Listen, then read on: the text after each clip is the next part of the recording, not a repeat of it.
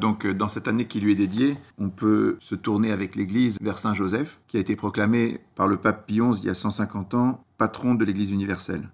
On peut voir cette année comme une opportunité particulière pour découvrir Joseph en profondeur, c'est-à-dire pour nouer une relation profonde, authentique et vraie avec lui, mais comme toujours, bien sûr, ça suppose de le chercher sérieusement, de prendre ça au sérieux.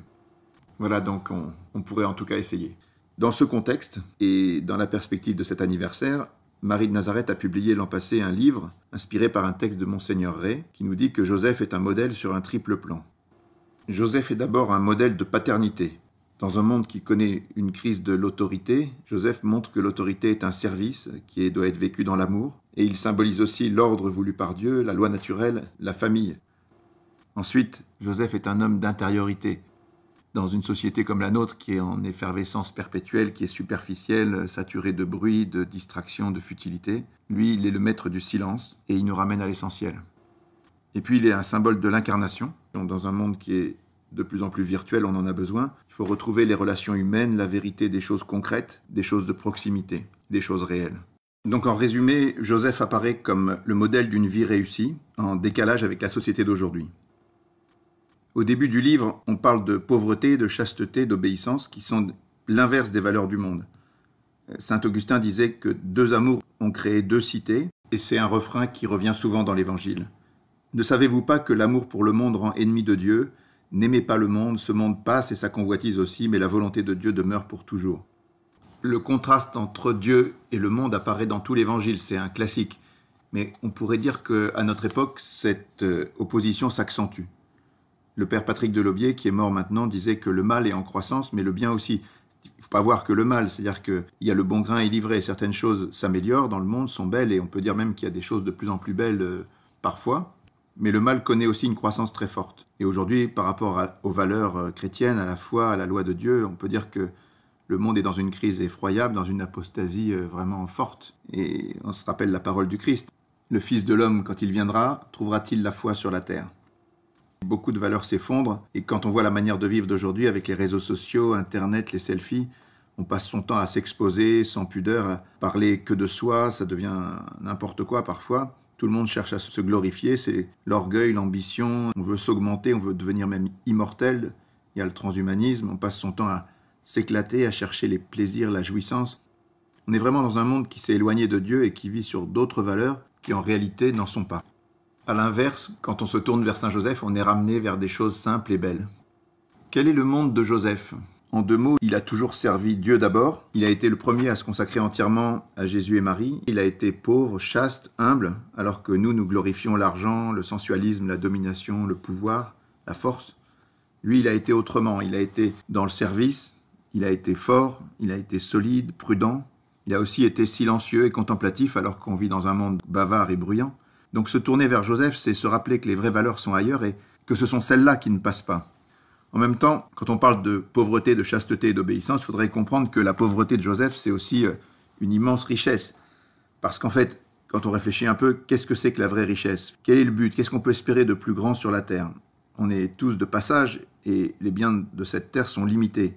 Il y a une histoire que j'aime bien raconter, c'est un prêtre, l'ancien recteur de Lompont, qui avait accompagné des jeunes dans un week-end de retraite de profession de foi. Et après 2 jours de prière intense, les jeunes arrivaient tous à la basilique de Lompont, d'une manière très pieuse et recueillie.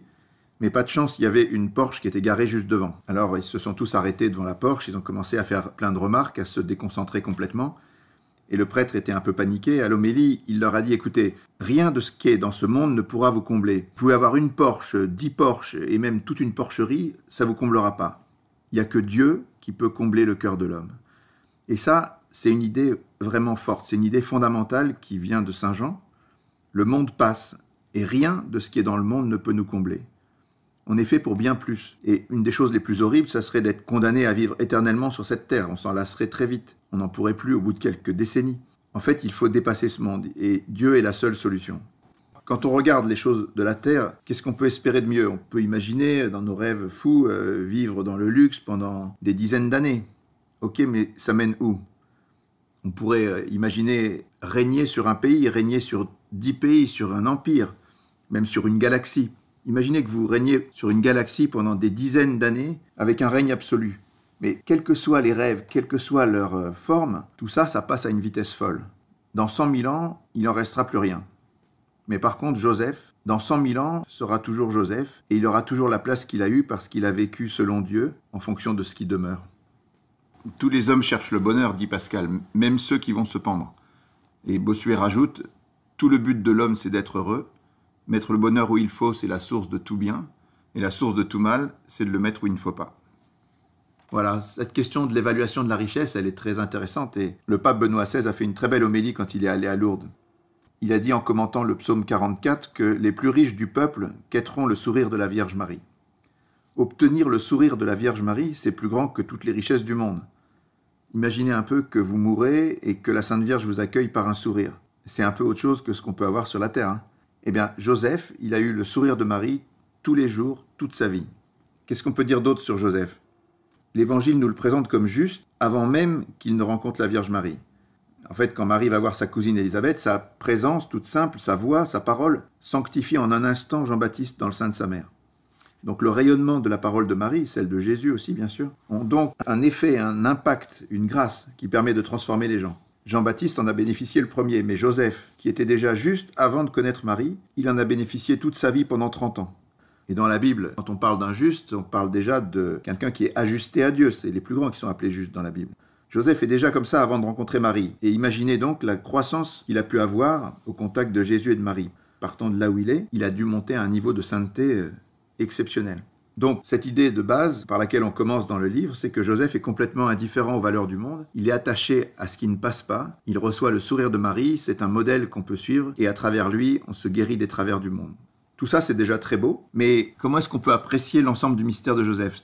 Comment est-ce qu'on peut situer tout ça?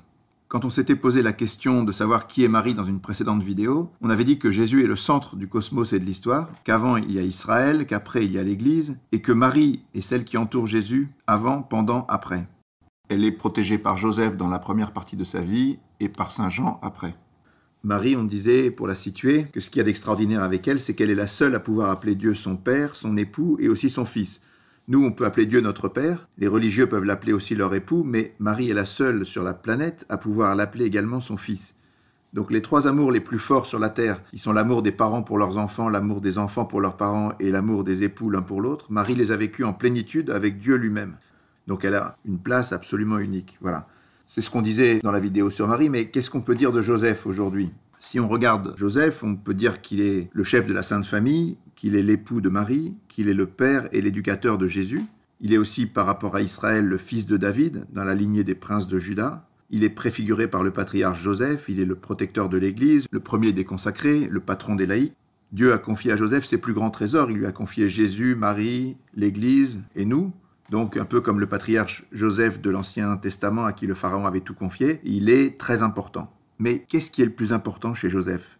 Est-ce que c'est d'être le chef de la Sainte Famille, le chérubin qui protège la Vierge Marie ou le père, l'éducateur de Jésus ? En fait, la réponse est venue au XVIIe siècle. À cette époque, si on reprend un peu les choses, Sainte Thérèse d'Avila avait fondé en Espagne un ordre de contemplatives spécialement pieux et dévots, donc le Carmel, en se basant sur le mystère de l'incarnation, sur la contemplation de Jésus, Marie et Joseph à Nazareth.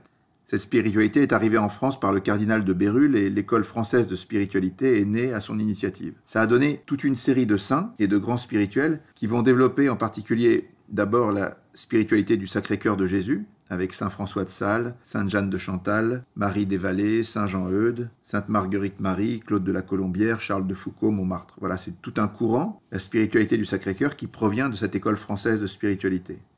Il y a une deuxième grande branche qui a fait découvrir la Vierge Marie. Ça venait de loin, de Saint-Bernard de Clairvaux, mais avec le cardinal de Bérulle, Jean-Jacques Ollier, Saint Jean Eudes, Saint Vincent de Paul, Saint Louis-Marie Grignon de Montfort, il y a eu tout un courant qui a inspiré le monde, Saint Maximilien Kolb, Saint Jean-Paul II et tous les autres qui ont façonné la grande spiritualité mariale de l'Église. Tout ça, ça venait de la spiritualité française du XVIIe siècle. Mais ces deux branches sur Jésus et Marie, ce ne sont pas les seules. Parce qu'il y a une troisième branche qui concerne Saint Joseph, et qui a été développé en particulier par le cardinal de Bérulle, en reprenant les intuitions de Sainte Thérèse sur Saint Joseph, qui sont très fortes. Et puis, il y a eu Jean-Jacques Ollier.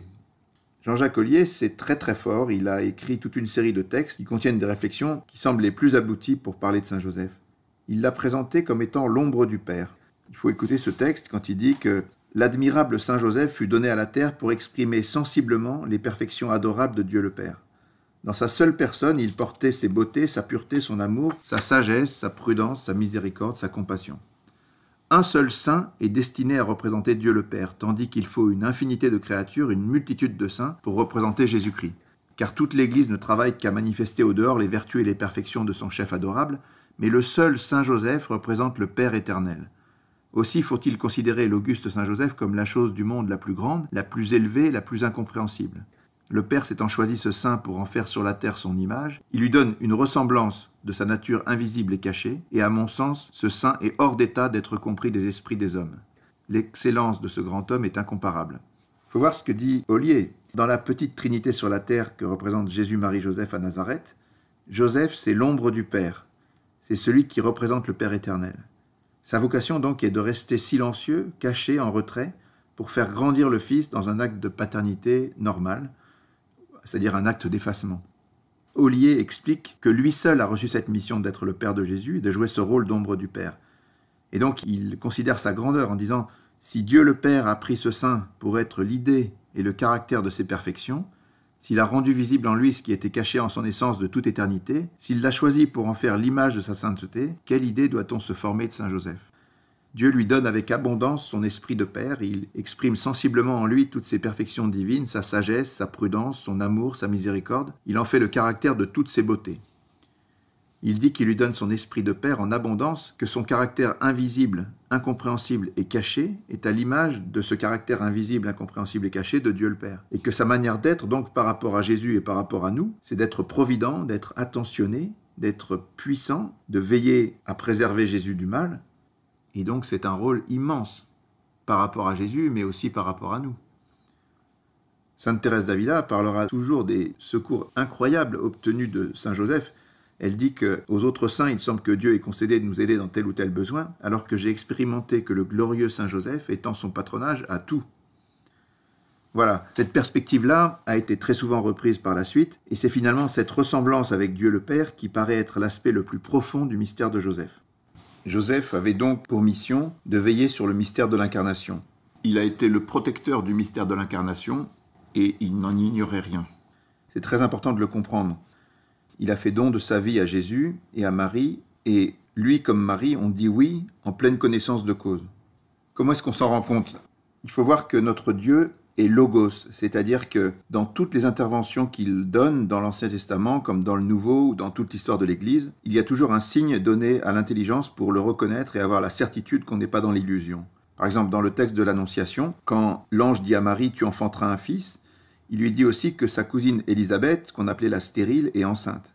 Donc Marie court, elle va voir, non pas pour vérifier, pour aider, mais quelque chose est donné à son intelligence pour qu'elle se rende compte de la réalité de l'apparition. On a une chose équivalente avec Joseph quand il reçoit en songe la parole de prendre Marie chez lui.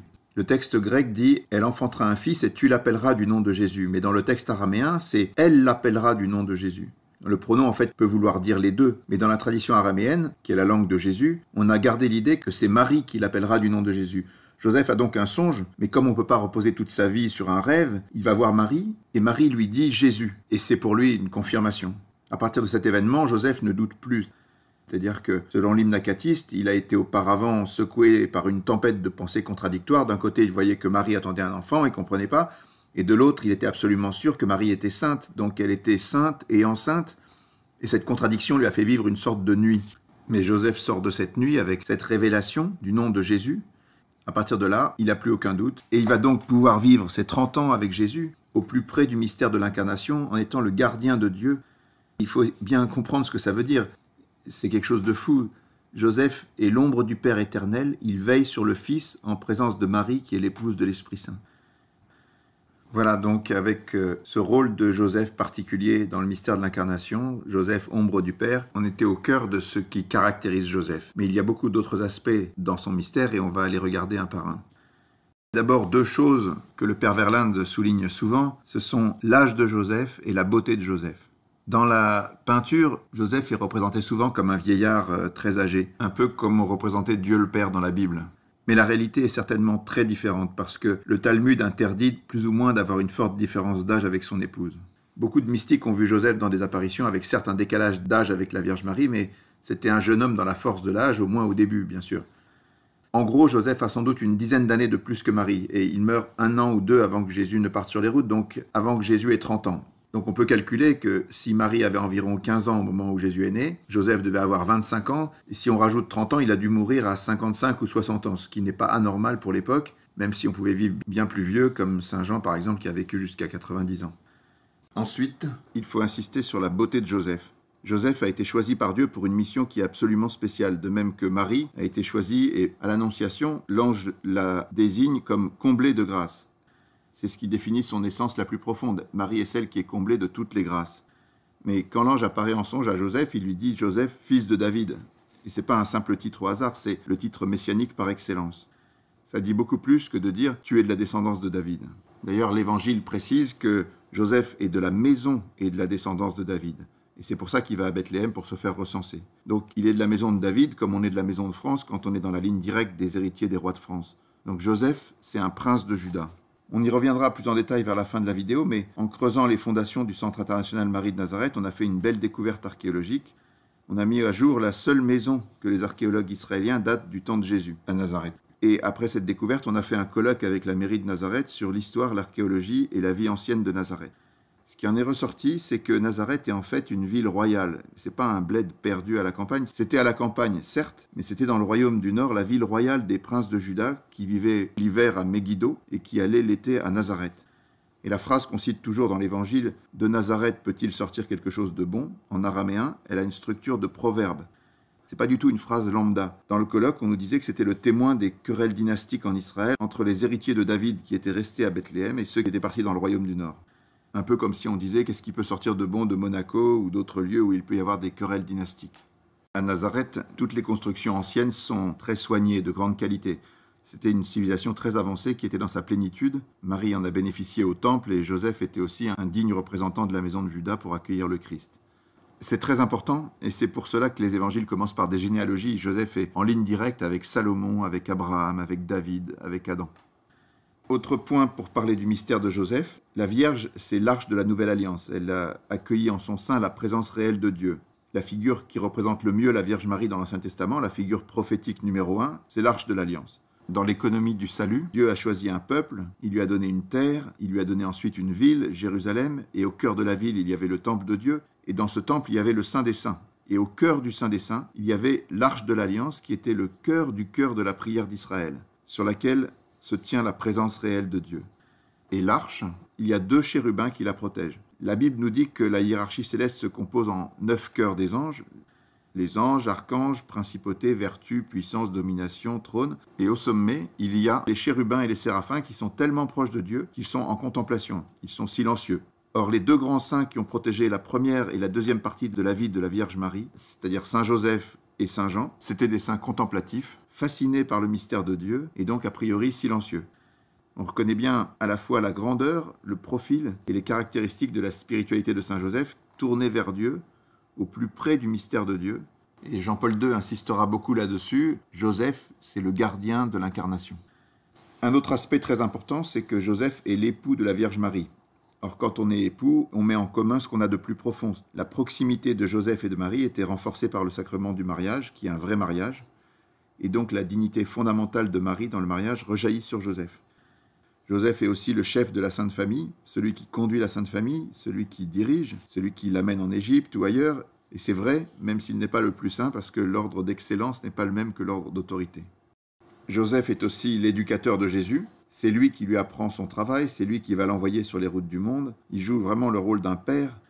Et un père véritable, c'est quelqu'un qui doit faire grandir, qui doit à la fin s'effacer et se retirer. Donc c'est intéressant de voir dans l'Évangile que tant que Joseph est là, Jésus ne peut pas partir sur les routes en tant que fils de David, puisque l'héritier, en tant que Joseph est vivant, c'est Joseph. Il faut donc que Joseph se retire, disparaisse, et après la mort de Joseph, Jésus peut être reconnu comme le fils de David qui prend sa suite. On peut dire encore que Joseph a été figuré par le patriarche Joseph. C'est très intéressant parce que le patriarche Joseph est désigné comme juste, il a des songes, il voit de ses frères sur lesquels il dominera, il communique avec Dieu par des songes. Donc le pharaon, c'est-à-dire le souverain, lui fait une confiance absolue et il lui remet tout ce qu'il a de plus précieux. C'est Joseph qui gouverne le peuple Et tout cela, bien sûr, c'est une annonce de Joseph, l'époux de Marie, à qui Dieu a confié ses plus grands trésors. Joseph est aussi le patron des travailleurs, le patron de la bonne mort, parce qu'il est mort entre Jésus et Marie, on ne peut pas espérer plus belle mort.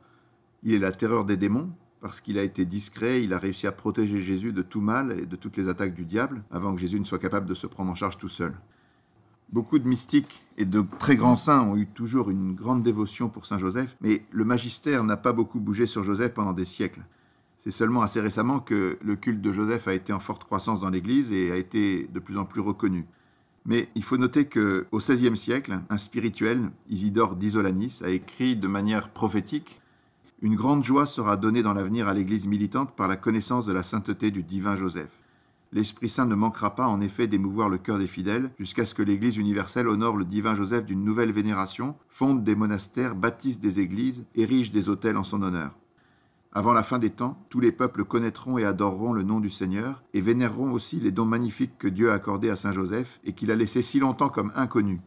C'est alors que le nom de Joseph recevra les hommages de toute la terre. On bâtira des temples en son honneur, on célébrera des fêtes, les peuples lui feront des vœux, car le Seigneur parlera à leur intelligence et à leur cœur, et de grands hommes scruteront les dons intérieurs de Dieu cachés en Saint Joseph. Ils trouveront un trésor précieux, tel qu'on n'en trouve pas de pareil parmi les pères de l'Ancienne Alliance. Ces lumières seront données par les saints anges. Le nom de Saint Joseph sera en tête du calendrier, et sa fête sera honorée comme une fête principale. Le vicaire de Jésus-Christ ordonnera, sous l'impulsion de l'Esprit Saint, que la fête de ce très saint homme, appelé Père de Jésus-Christ et époux de Marie, soit célébrée dans toute l'Église, et ainsi celui qui dans le ciel a toujours été au-dessus ne sera pas au-dessous sur la terre. Voilà, on peut dire que ce sont des paroles prophétiques qui se sont accomplies dans le détail, et que bien d'autres saints ont repris d'ailleurs. Le petit livre explique toute la croissance de la reconnaissance de Joseph par le magistère, et en particulier ce 150e anniversaire. Joseph, c'est le patron de l'Église universelle, et Marthe Robin aurait dit que ce serait le saint qu'on découvrirait spécialement au IIIe millénaire. On peut donner encore quelques exemples de citations de grands saints. Par exemple, Gerson parle de la familiarité extraordinaire de Joseph avec Jésus plus que n'importe qui. Ollier précise qu'il est le patron des âmes cachées et inconnues parce qu'il est l'image de Dieu le Père. Bossuet ajoute que sa gloire est réservée pour le futur. Louis Veuillot qu'il est l'apparition du Père doux et clément. Et Jean-Paul II affirme qu'il est associé au mystère de l'incarnation plus qu'aucune autre personne en dehors de Marie. Voilà, on peut achever avec le pape François qui a inauguré son pontificat le jour de la fête de Saint-Joseph. Il a mis dans ses armes pontificales la fleur de nard qui représente Saint-Joseph. Il a consacré l'état du Vatican à Saint-Joseph et il a introduit dans tous les canons de la messe le nom de Joseph, juste après le nom de Marie, donc au sommet. C'est quelque chose de très nouveau et de très important parce que quand l'Église change sa liturgie, elle change sa prière et la loi de la prière, c'est la loi de la foi. Donc la foi nous invite aujourd'hui à regarder d'une manière nouvelle le mystère de Saint Joseph. 2 ou 3 petites choses maintenant pour terminer. La première, c'est que les papes eux-mêmes nous encouragent à revenir à Nazareth. Benoît XVI nous dit que c'est seulement en revenant à ce point de départ que l'Église doit se régénérer, qu'on doit revenir à Nazareth pour grandir comme Jésus a grandi entre Joseph et Marie. On doit faire pareil. On ne doit pas seulement regarder Marie, on doit aussi prendre la main de Joseph. Et le fait que Jésus soit resté 30 ans avec Joseph à Nazareth doit nous faire réfléchir. Le père Amar disait dans une de ses homélies qu'on pense que Jésus a passé 33 années sur la terre, et sur ces 33 années, 3 seulement ont servi à la prédication, au ministère et au miracle. Il y a eu 3 années pour sauver le monde et 30 ans cachés à Nazareth. Donc ça, c'est vertigineux. Jésus a passé 90% de sa vie, non pas à ne rien faire, mais à vivre en famille à Nazareth. Tout ça pour dire l'éminente dignité, la valeur de la vie de famille et de la vie du quotidien, où on peut grandir entre Joseph et Marie à Nazareth. Donc, retourner à Nazareth, prendre chez soi la Sainte Famille, grandir comme Jésus entre Marie et Joseph. Voilà, il faut se tourner vers Saint Joseph. Et pour raconter une petite histoire, c'est ce qui est arrivé à l'association Marie de Nazareth. En 2 mots, au tout début, tout est né de Saint Joseph. La première rencontre avec lui remonte à l'an 2000. En fait, à la suite du mouvement de prière des Vierges pèlerines, initié en France en 1995, qui s'est déployé ensuite dans 120 pays du monde, à partir de 1996, on avait le but de préparer le grand jubilé de l'an 2000 dans la prière avec Marie, comme dans un nouvel Avant, selon les intuitions du pape Jean-Paul II. Cette aventure des Vierges pèlerines, elle s'est clôturée à Bethléem, à l'occasion de ce qu'on a appelé la Nuit de la Paix, du 24 au 25 décembre 1999. C'est une nuit qu'on a vécue avec les 12 églises traditionnelles de Terre Sainte, donc des catholiques, des orthodoxes et des protestants, alors même que les portes saintes à Rome et à Bethléem étaient ouvertes. Et à cette occasion, on a été mis en contact, un peu par hasard, avec le maire de Nazareth qui voulait construire un musée pour la Vierge Marie dans sa ville. Et donc les délégations qui sont venues de 80 pays du monde sont venues déposer au pied de la crèche, comme les rois mages, 120 cadeaux, des icônes, des statues, des peintures, des cloches. Voilà. On pensait que ça serait la seule contribution qu'on apporterait au maire de Nazareth, mais finalement il a dû renoncer à son projet à cause d'une mosquée un peu intégriste qui voulait être construite dans sa ville. Et à ce moment-là, il nous a proposé de reprendre ce projet. Donc on est allé voir à Nazareth les emplacements qu'il avait repérés pour réaliser un centre marial. Mais après une après-midi passée à étudier toutes les possibilités, on avait l'impression qu'aucun lieu ne convenait et que le projet allait s'arrêter. Alors on est rentré un peu déprimé à l'hôtel Galilée, et on a rencontré et suivi à ce moment-là un groupe de pèlerins français qui partaient visiter le tombeau du Juste, chez les Sœurs de Nazareth, à 100 mètres de la basilique. En fait, ce tombeau du Juste, c'est un lieu d'archéologie étonnant qui a été découvert au XIXe siècle, alors qu'une sœur travaillait dans la cave, et à un moment, elle est tombée 2 mètres plus bas. Et puis, les archéologues ont mis à jour, sur 4 niveaux, une série de cavités qui s'enfonçaient, et ils ont établi que la cavité la plus basse remontait au 1er siècle. Et là, il y a un tombeau incroyable, magnifique, creusé dans la roche, qu'on appelle le tombeau du Juste, et qui est potentiellement celui de Saint Joseph. Alors, arrivé là, on a prié un peu sans trop y croire en disant à Saint Joseph, écoute, toi qui as logé Jésus et Marie toute ta vie sur la terre, est-ce que tu pourrais nous trouver quelque chose? Et puis le lendemain matin, le 13 juin 2000, à la messe de 6h à la basilique, on a rencontré une sœur Antonie, qui restait prier plus longtemps que les autres parce que c'était le jour de sa fête, et on lui a exposé notre problème. Elle nous a répondu, c'est incroyable parce qu'on vient de décider que l'école Saint-Joseph, juste à côté, doit déménager. Et ça fait une semaine à peine qu'on reçoit des gens pour voir si on va en faire un hôtel, un commerce ou autre chose. Donc venez nous parler de votre projet. Et c'est de cette manière qu'a été trouvé providentiellement l'emplacement du Centre international Marie de Nazareth. Et puis en plus, les sœurs s'appellent les sœurs de Saint-Joseph de l'Apparition.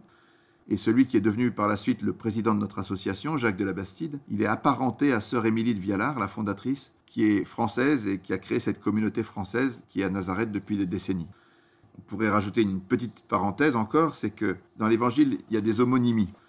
Par exemple, Jésus qui a un ami qui s'appelle Lazare, qui est très riche, et quand Jésus fait une parabole sur la pauvreté, il parle du pauvre Lazare. Et donc ce choix n'est pas quelque chose d'anodin, ça veut signifier quelque chose.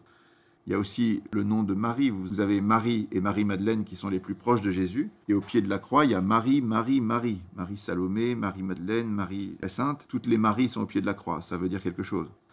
Et puis, le Joseph qui demande à Pilate le corps de Jésus, qu'il installe dans son tombeau, il a un rapport bien sûr avec Joseph. Et comme Jésus a fait certainement le tombeau de Joseph à Nazareth, il y a un Joseph qui lui donne le tombeau au Golgotha. Bref, dès les premiers moments dans l'association Marie de Nazareth, on a été mis en contact avec Saint Joseph. L'école Saint-Joseph a accueilli le centre Marie de Nazareth. Donc c'est comme si Joseph accueillait Marie. Et ensuite, on a continué à avoir des rapports avec Joseph parce que quand le projet a grandi et que les choses sont devenues un peu difficiles, on n'avait pas un sou, on a dû emprunter pour acheter un premier bâtiment, puis un deuxième bâtiment. Et puis l'appétit venant en mangeant, on a dû acheter un troisième et un quatrième bâtiment. Et on s'est confié spécialement à Saint-Joseph. On s'est consacré à lui le 7 juin 2004 à la rue du Bac. Et à partir de là, on a réussi, en mobilisant 35 000 donateurs, à construire et inaugurer ce centre international le 25 mars 2011. Et c'est aujourd'hui un lieu qui est très apprécié, qui est depuis plusieurs années un des mieux notés sur TripAdvisor parmi les 200 attractions du nord d'Israël. Et donc vous pouvez voir sur ces images la beauté du centre, tout ce qui a pu être fait. Donc c'est vraiment là qu'il fallait faire ce centre marial. Et donc un grand merci à Saint-Joseph.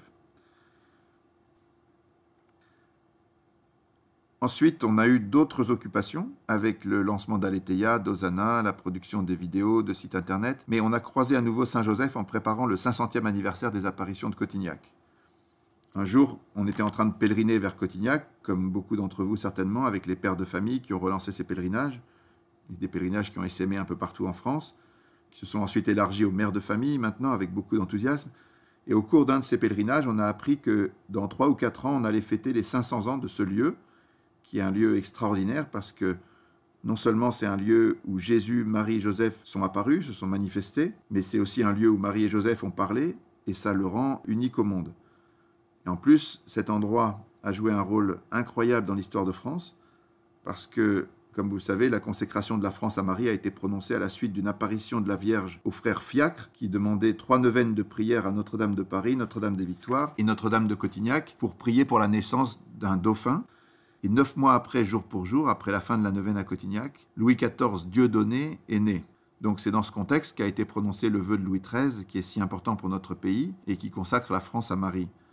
Donc pendant 4 ans, on a raconté l'histoire chrétienne de la France avec Marie de Nazareth, à travers les témoignages de beaucoup de gens qui ont rapporté des faits marquants de l'histoire chrétienne de notre pays, des faits qu'on ne trouve plus dans les manuels scolaires habituels. Et ça nous a amené donc à aller voir souvent Saint-Joseph et à le prier à Cotignac. Et ce lieu, vraiment, si on veut connaître Joseph, il faut y aller. On ne trouve pas mieux en France pour aller aux sources de Saint-Joseph. Cotignac, d'une certaine manière, c'est le Nazareth français, c'est-à-dire que c'est l'endroit qui appartient à Jésus, Marie, Joseph. C'est un endroit un peu retiré, un peu loin du monde, à la campagne. C'est très beau, c'est très noble, c'est en lien avec les rois de France ou avec la noblesse la plus grande. Voilà. Alors, en parallèle de tout ça, il y avait aussi les congrès de joséphologie. Il y a eu en particulier un congrès à Puy-Misson avec le père Verlinde, le fondateur de la communauté de la famille Saint-Joseph, qui réfléchit très activement sur Saint-Joseph et sur la façon de faire grandir sa dévotion, en collaboration avec un certain nombre d'autres mouvements, comme l'œuvre du frère André à Montréal, les Polonais de Caliste, il y a aussi des Italiens, des Espagnols, voilà, des tas de groupes qui ont fondé les congrès de joséphologie. Et puis il y a le frère Dominique Joseph, qui est très actif et qui a aidé à monter ces congrès, et grâce à eux, on a pu en apprendre beaucoup sur Saint-Joseph. Un peu plus tard, en novembre 2019, il y a eu un congrès à Cotignac avec à peu près les mêmes personnes et avec Dominique Ray. C'est là que le frère Dominique Joseph nous a annoncé qu'il était en contact avec le secrétaire du pape qui lui disait que le 8 décembre 2020, on allait fêter les 150 ans de la proclamation de Saint-Joseph patron de l'Église universelle et que le pape et son entourage s'interrogeaient sur ce qu'il fallait faire pour Saint-Joseph. Parce que quand il y a un anniversaire comme ça, on essaie toujours de faire progresser un peu la doctrine, de faire quelque chose de spécial. Qu'est-ce qu'on pouvait faire pour Saint-Joseph ? Et c'est à ce moment-là qu'on s'est dit qu'on allait de notre côté essayer de faire un petit livre sur Saint-Joseph. Cette idée a amusé beaucoup l'évêque Monseigneur Ray qui nous a envoyé quelques jours plus tard ce fameux texte dont je parlais au début de la vidéo et qui a guidé l'écriture de ce livre. Pour terminer, 2 petites choses. Est-ce que vous avez entendu parler de l'escalier miraculeux de Saint-Joseph à Santa Fe ? Alors cet escalier, c'est un peu une histoire de fou, c'est très touchant. En 2 mots, il y a des sœurs qui sont installées dans la ville de Santa Fe au Nouveau-Mexique aux États-Unis, qui ont construit une église à la fin du 19e siècle, mais elles avaient oublié de construire l'escalier qui menait à l'étage. Donc un peu paniquées, elles ont fait une neuvaine à Saint-Joseph, et le 9e jour, il y a un ouvrier qui s'est présenté en leur disant qu'il voulait les aider à construire cet escalier. Et finalement, il a construit l'escalier tout seul. Et quand il a fini, on s'est aperçu qu'il n'y avait aucun clou, que c'était fait d'une manière absolument stupéfiante et qu'on se demandait même comment ça pouvait tenir. Ensuite, cet ouvrier a disparu sans même demander à être payé. Et il y a 3 mystères. Le premier, c'est que personne ne sait qui l'a fait. Personne ne connaît l'identité de cet homme. Le second mystère, c'est que les architectes et les ingénieurs ne savent pas expliquer comment cet escalier, qui fait 2 tours complets sur lui-même, peut tenir debout alors qu'il n'y a aucun support central. Et le troisième mystère, c'est où est-ce que la personne a pris le bois, parce que ce type de bois n'existe pas dans la région. Et puis, il y a 33 marches, voilà. C'est un escalier qui est miraculeux, qui est vraiment incroyable et qui existe en vrai. Deuxième petite chose, le sommeil de Saint-Joseph. C'est une autre des annexes du livre qui parle du sommeil de Saint-Joseph. C'est un texte assez amusant parce que chaque fois que Joseph a un problème, il dort. Et Dieu résout tout dans son sommeil. C'est de cette manière que Dieu communique avec Joseph et on peut trouver ça très reposant. Quand Jean XXIII a lancé le Concile Vatican II, il se demandait s'il n'avait pas fait une erreur et Jésus lui a dit « Est-ce que c'est toi ou c'est moi qui conduis l'Église ?» Alors, dors tranquille, fais comme Joseph, et donc il a dormi du sommeil du juste. Voilà, il faut conclure maintenant. Donc, beaucoup de saints disent que le mystère de Joseph est hors de portée. Mais quand on a fait ce livre sur Joseph, on a ressenti tous une sorte de paix, de joie. Contempler Joseph, ça fait du bien, et on s'est vite demandé pourquoi. L'explication qu'on a pu trouver, c'est qu'on est tous tiraillés dans un monde compliqué, avec beaucoup de choses qui nous oppressent. Et tout d'un coup, quand on se tourne vers Joseph, on a l'impression de se reposer, de se remettre dans l'axe, comme si Joseph était un remède, quelqu'un qui fait du bien. En fait, c'est vrai, la vie de Saint Joseph a quelque chose de très apaisant. Joseph, c'était un grand croyant. Il avait donc une vie avec Dieu, il attendait le Messie comme la Vierge Marie. Il était dans les relations humaines, il se préoccupait des autres, et il contemplait la création. C'est ça le monde de Joseph. Dieu, les autres et la création de Dieu. Et finalement, il y a dans ce secret quelque chose de très fort parce que ça prend le contre-pied de tout ce qui nous détourne de l'essentiel. En fait, la prière la plus classique à Saint Joseph, le « Je vous salue Joseph », nous conduit à prier pour nos soucis de famille, de santé, de travail, des choses concrètes et spirituelles. Mais aujourd'hui, on est dans des temps quand même très perturbés et on serait certainement tous bien inspirés de nous tourner en famille vers Saint Joseph, qui est le gardien de la Sainte Famille, et de lui confier spécialement non seulement nos soucis de santé, de travail, mais aussi nos églises domestiques, nos familles et notre grande église, parce que sa protection est très puissante. Voilà, n'hésitez pas à approfondir tout ça et à partager largement le livre sur Saint Joseph.